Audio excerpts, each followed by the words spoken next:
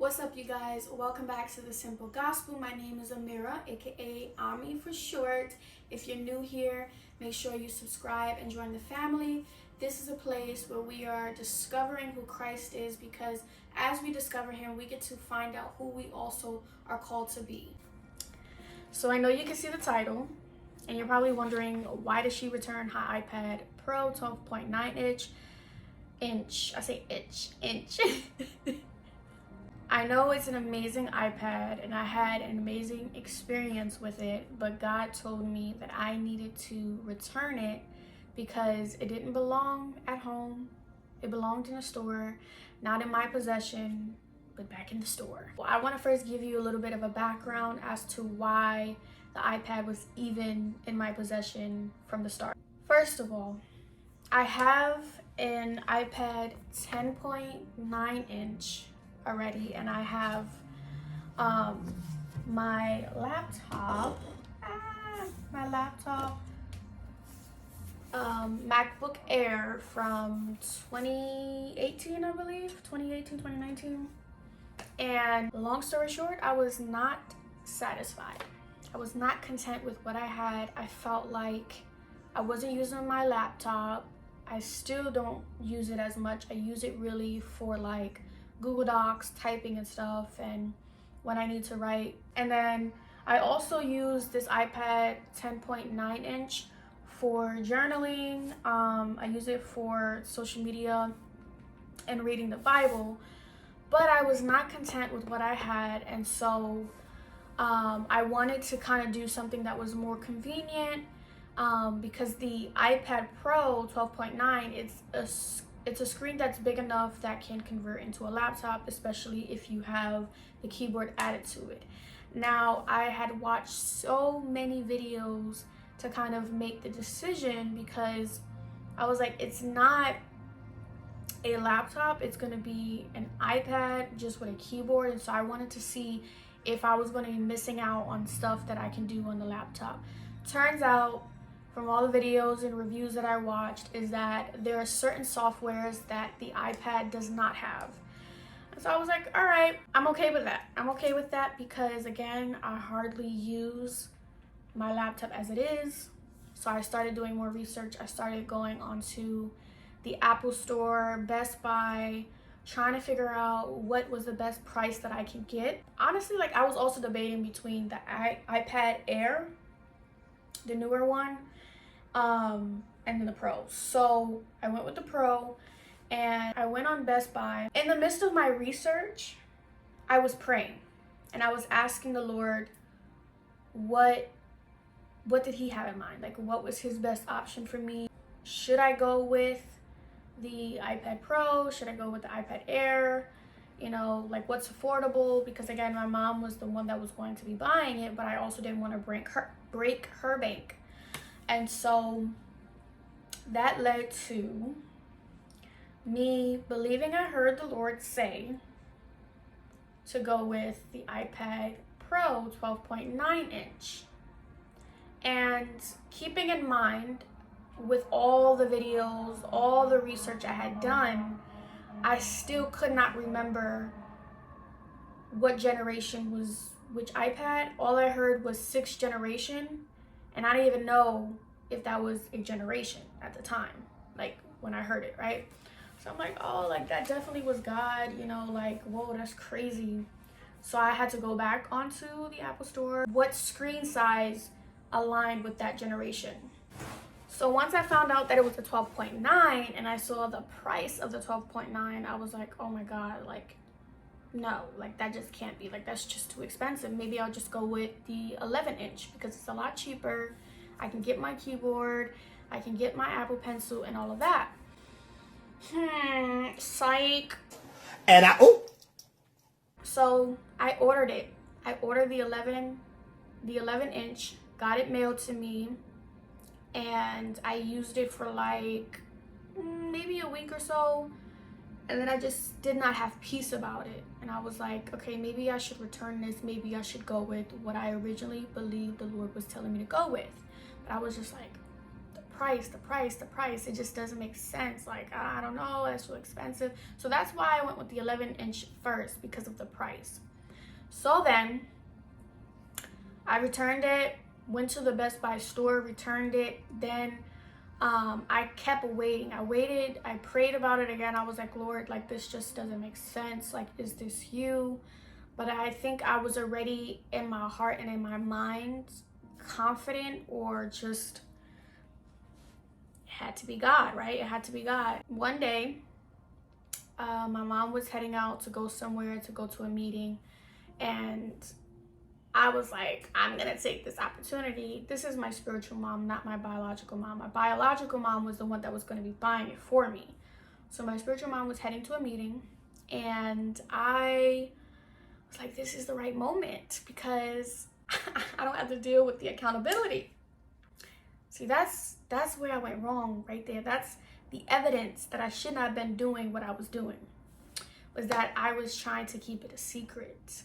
So I went to the store that day, got the iPad 12.9 inch, and keeping in mind, when I was on the bus, I was praying. I was like checking the website at Best Buy, trying to find out if they still had it in stock. And it said there was one left in the silver color that I wanted. I did not want to go for no gray. I was not trying to compromise, but I was already compromising, not knowing. So I got to the store, and they were like, we don't have it in stock. And I'm like,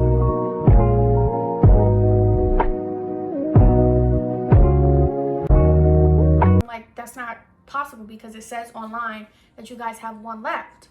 And he was like, well, do you want another color, like another gigabyte or whatever? I wanted the 128 gigabyte. And I was like, can you please just like go check? So he went to go check. Turned out they had one left. And I prayed on the bus. I said, Lord, if I'm supposed to have this iPad, then I pray that you would make sure that that one is left, that I could have it. Like, there'll be no problem. That one was mine. Was mine. So I left out of that store, and I still was feeling like, I don't know what I'm doing. I'm just going out on a whim at this point. Like, I keep forgetting little parts. So before I left the house, I was by myself. Again, my spiritual mom was at her meeting. I was by myself. I prayed, and I was like, Lord, please confirm with me one more time if I should go. And I heard, are you willing to pay the price? Are you willing to pay the price? And I was like, I don't know what that means. But what I perceived it meant in that moment was that sometimes great quality things, sometimes the things that we want in life comes with a high price. So I was like, all right, so this is a high price. Copy, like, all right. So I just went, I got it, came home, started using it. Again, keeping this iPad a secret for like days, almost a week. We live in the same house, and she don't know that I got an iPad.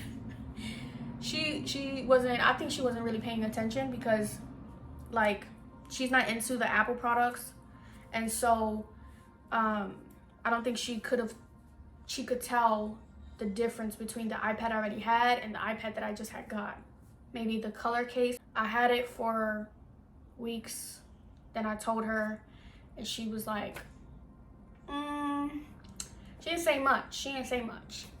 So fast forwarding to the point where I started feeling a conviction from the Lord. I was going through this phase where I was holding my mother's debit card, and I was helping her out to learn how to manage her money. And I didn't know why God had really assigned it. I think it was not only to help her, but to learn things about myself. It got to a point where she would say yes to anything. So there would be bigger things, like if I wanted a new pair of boots or a new pair of sneakers, like materialistic things that, again, me not working, I can't afford. I don't have the money for it. But the materialistic things that was like, you know, let me ask her, because if I ask my spiritual mom, you know, who's holding down the fort, like, I don't want to add a burden when she's covering rent and stuff like that right now. So my mom would say yes to about everything. And I was like, okay too, if she would have said no. Like, I was not gonna throw no tantrum. I wasn't gonna be upset. She has every right. She don't owe me anything.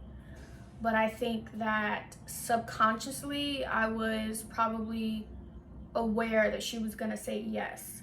And then I started to realize that in her yes, it was because of guilt for another separate reason. And I was like, I need to check my heart. So basically, long story short, the Lord started speaking to me about letting her card go, to give it back to her for her personal reasons that I will not disclose on here, but that he didn't want me to no longer support or help her in that way, but to continue to show love and minister Christ to her. And then as he's revealing to me why I should give it back to her, he started showing me my heart. And I was like, ooh.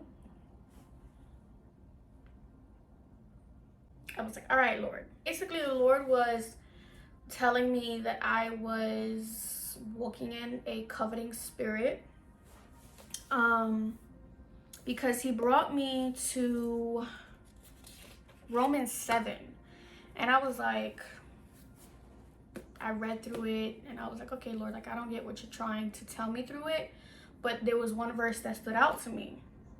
And it says, so what shall we say about all this? Am I suggesting that the law is sinful? Of course not. In fact, it was the law that gave us the clear definition of sin. For example, when the law said don't covet, it became the catalyst to see how wrong it was for me to crave what belongs to someone else. That part of don't covet, and it became the catalyst to see how wrong it was for me to crave what belongs to someone else. I do believe that there was a influencing as I was scrolling and stuff like that, whether on social media, Instagram, or wherever I was scrolling. You see iPad, because they just dropped it not too long ago. And so you see people doing reviews and unboxings, and I think it became an influence into my perspective. It inspired me again to kind of make things more convenient. And I believe that one day I'll probably be able to have the convenience of the iPad and a keyboard, but it's not the time now, because number one, I don't have a job. Number two, I don't have the funds. Number three, where my heart was, the posture of my heart. And I'm gonna get into that. I know this video is a little lengthy, but I'm just trying to give you guys background and just my testimony, and hopefully inspire you guys to reflect, to check your heart before the Lord, to allow the Lord to counsel your heart and reveal to you the things that's in it that are not of him. And so the fact that I was craving this thing was super important. So I returned the iPad. And in my returning it, on my way there back to the Best Buy, I was like, I had a lot of emotions. I knew that it was the right thing because I didn't want to let it go. What made me discern that it was the right thing and letting it go was the desire not to let it go. The entanglement that I felt, like the attachment that I felt to this thing. As if my identity, or as if something was gonna be robbed from me, or that, I don't know, like I was losing something of value. And as we know, there are things that have value, but not more value than our spirit, our health, our spiritual and mental well-being. Keeping in mind, at this point when I'm returning it, I took my spiritual mom with me for moral support. I was like, come with me. I was also returning some boots that I had got that were also a little pricey, but also did not fit. And I still wish I had them to this day, because when I tried to go for boots that were a little cheaper, they are super uncomfortable. They're warm but super uncomfortable and just like hard to walk in. But she came with me to be my moral support, and she can vouch that it was definitely hard for me. I kept sighing in the kitchen and on the bus, and I'm like, oh my gosh, oh my gosh. But when I returned the iPad, the peace of the Lord came upon me, like took over my heart, my mind, the peace that surpasses all understanding. I didn't understand why God was telling me to bring it back. Literally, I did not understand until weeks later, like maybe 2 weeks later, why God was telling me to bring it back. But I trusted him. I trusted that he knew what was best for me in that moment, and I wanted his best for me. Now, 2 weeks go by, and I'm like trying to practice contentment, accepting that I just can't get what I want right now. So then I start trying to figure out another way how to get this iPad. I'm like, I'm gonna sell my laptop, I'm gonna sell my iPad, put the money together, and be able to get the iPad 12 Pro out of my own money rather than my mother's money. And this time I decided to talk about what I was feeling. Rather than being secretive and emotional, I decided to talk about it because I felt like I didn't talk about it the last time, and that's what got me into a hole the last time. And I didn't want to have to go through that whole same process where I get the iPad and then I gotta return it again and like, no. So I was like, one night, found myself very hyper focused on figuring out how to get this iPad. So I was like, Ma, I need to talk to you. Like, I'm having a hard time. I don't know. I really want this iPad and I just can't afford it, and this, that. Like, I would have to ask for at least $100 or whatever. And I don't want to ask my mother for any more money. Then I think it was the same day that I had already talked to her, or the next couple of days, where I was just like, all right, this is just not happening. I decided to talk to her again, and it got deep this time. And it wasn't just, well, you just can't afford it. It's, why do you want it so bad? Why do you want it so bad? Like, what's the motive of your heart? And I kept asking God for the motive of my heart. And so I'm just gonna speed up this testimony. There was something that she said, that she asked me, that really just like hit me to the core. It was super mind-blowing. At first, I felt like, again, I couldn't resonate with feeling like it was tied to my identity or my worth. But the more that we talked about it, the more it made sense. I was expressing to her, I just want it. And I'm mad that God is telling me no. Like, I prayed and God said, no, not now. But I was mad, and I was like, why is he telling me no? It's like he's, you know, preventing me from having something, withholding something from me. And I don't get it, you know, like, I just feel like I've always had to settle for less. I've always had to settle for what's convenient or what's, you know, cheaper or whatever.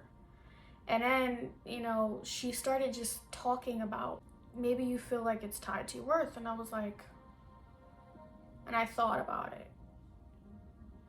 And I was like, maybe so. Maybe so. And then God started to show me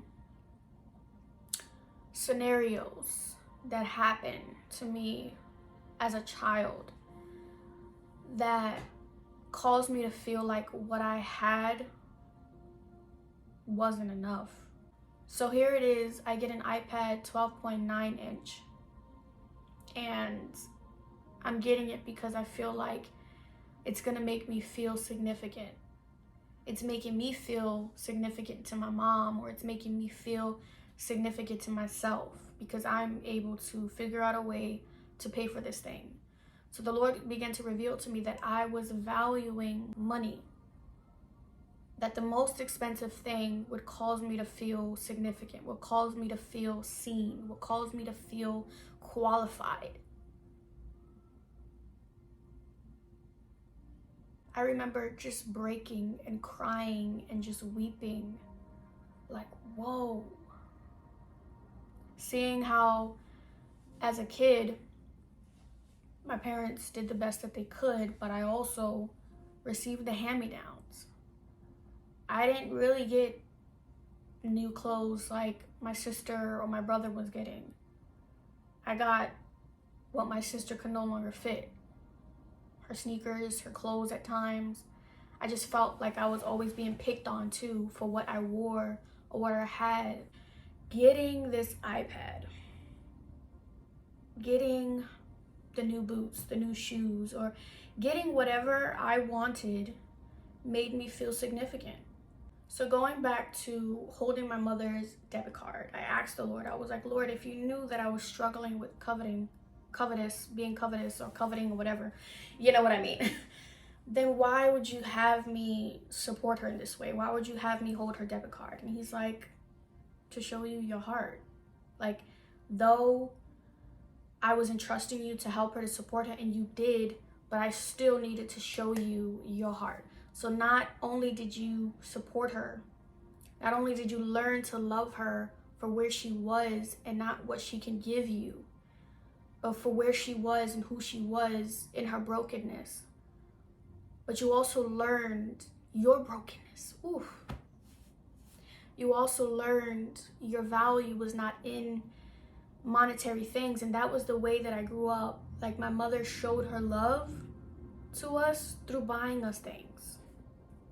As we got older, like, I'm not saying my mother never bought me anything, but everybody, the siblings, her children know that we know her for giving us money. She's not someone who knows how to show affection, who knows how to be emotionally attentive or communicate certain things and ask us deep questions. She just does not have that ability, and God taught me how to love her in the midst of that, and he taught me how to receive his love for me, that his love for me wasn't something that I needed to continue to wait on, but to know that I am loved, that my value wasn't in the materialistic things and the things that I could buy and the things that I could afford or the things that I couldn't afford, but that I was qualified.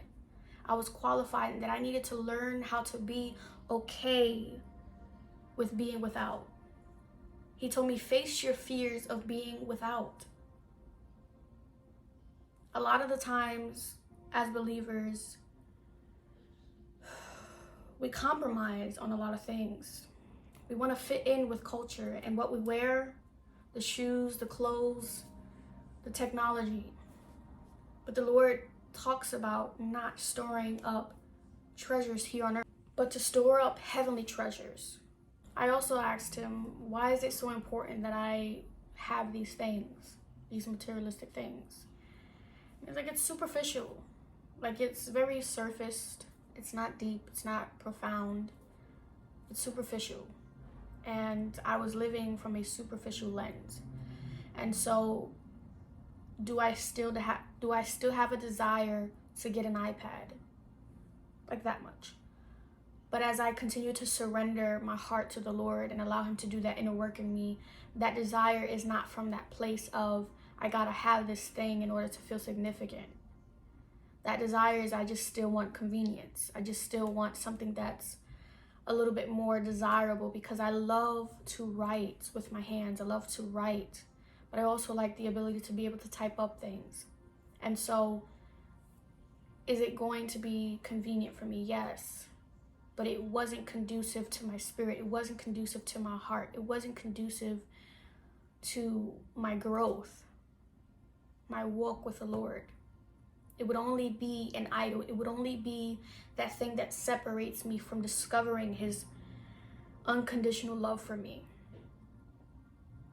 It will keep me in a place of stagnancy. It will keep me in a place of being discontent, being unsatisfied, where I will continue to crave and want more and more and more. Say if I was to get the iPad, then I'm gonna want the newer one, and the newer one, and the newer one. And when it came to iPhones, I have never really been the one that's like, oh, I want this new iPhone, I want this new iPhone. But when money is being offered to me, when it's in my hands, I have not been responsible. And I was remembering how the Lord was like, the enemy is trying to attack your finances. So the enemy plays a part. However, there's also an emotional trauma. There's an emotional entanglement when it comes to money, when it comes to finances, that God is saying, I'm getting ready to break it. I'm breaking it now. I'm uprooting that thing now so that you are no longer governed by money. Because the truth of the matter is we cannot have two gods. We cannot serve two gods. We cannot worship two gods. So I wanted to read scripture to close out. And I want you guys to meditate on this scripture and ask the Lord to reveal to you your heart, where your heart is. What are you idolizing? What have you placed before him? What have you given your attention, your focus? Our eyes need to be fixed on him, especially during this time. Especially during this time. So I'm going to be reading from Matthew 6, verses 19 to 21, and then some other verses along in Matthew 6. Matthew 6:19. Don't store up treasures here on earth, where moths eat them and rust destroy them, and where thieves break in and steal. Store your treasures in heaven, where moths and rust cannot destroy, and thieves do not break in and steal. 21, verse 21. This is the part that's so important. Wherever your treasure is, there the desires of your heart will also be. What are the desires of your heart that you are being consumed by? What has your focus? What has your attention? What are you staying up late for? To figure out how you can buy it, how you can afford it, where you can get it from. What has you so stressed out? Verse 24.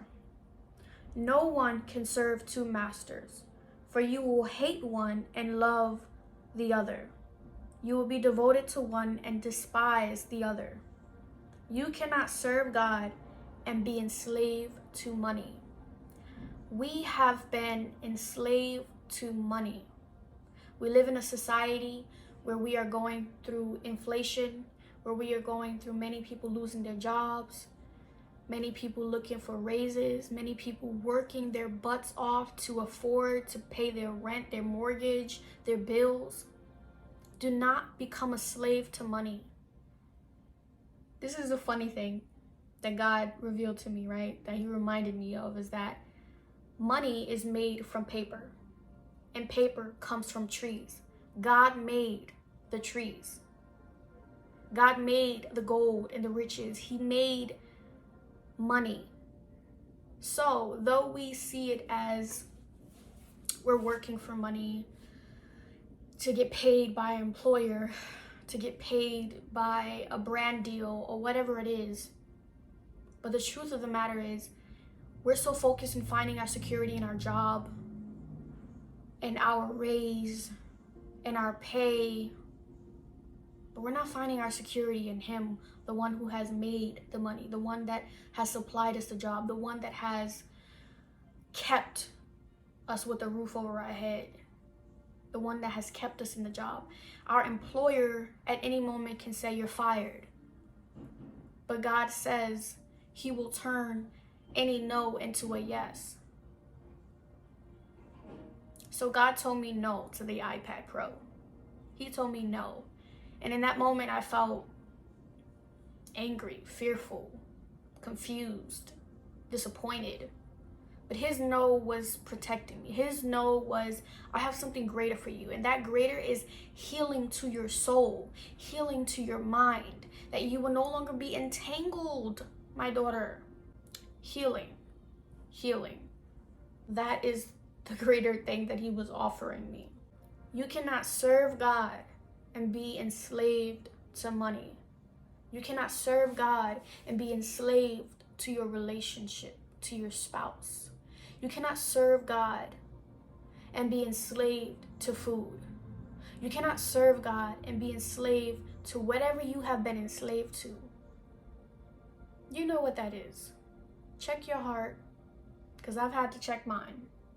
And there's been other things that I've struggled with, that I'm still practicing letting go of, not looking back, but continuing to fix my eyes forward, fix my eyes on him, the king, the prize, the one that I truly want to worship, the one that I want to see, the one that I want to dine with.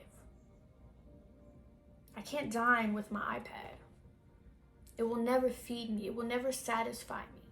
He is the only one that will satisfy me. But I'm learning contentment in what he has blessed me with. This iPad, honestly, was not something that I prayed about, though, at that time. I used a credit card, and the Lord was like, I don't want you using credit cards. It's better to be a giver than a borrower. And using credit cards is being a borrower.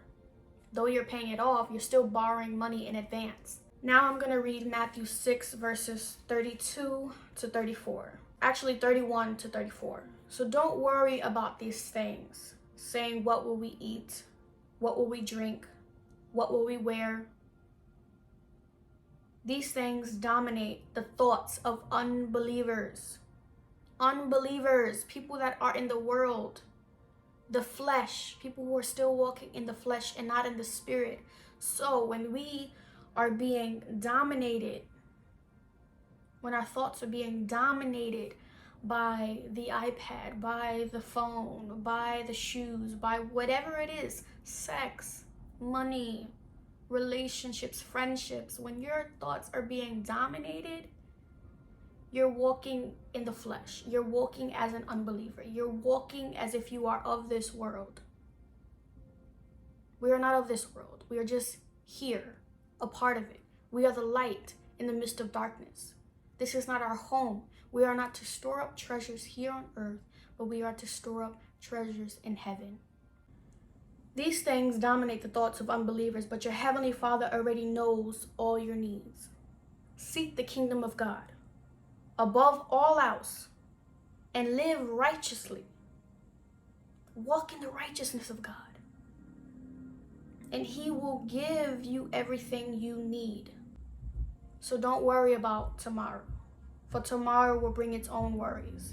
Today's trouble is enough for today. So my last encouragement is to let go of the things that you've been worried about, of the things that you perceive that you need, and reflect and ask yourself, is it a need or is it a want? And ask yourself, is this want greater than my intimacy with God? Is this want greater than my desire to get to know God and to pray more or to feed the people more? What is the desire of your heart? And does it reflect this world? Does it reflect God's desires? Does it reflect kingdom? Are you walking in your freedom? Are you walking in enslavement? To be enslaved is to be controlled, is to be dominated by something, is to be bound to something as if you don't have any way out. But the truth is that Christ is the one that gives us freedom. And every day I get to experience freedom in him. I get to experience my hunger for him being met. My hunger for anything else, it will never be suffice. It will never satisfy. So that is it for this video, guys. If you loved watching this, make sure, again, you hit that like button, subscribe to my channel, join the family. So that's about it, guys. I love you so much, and I pray that you are well, and I will be back soon. Peace.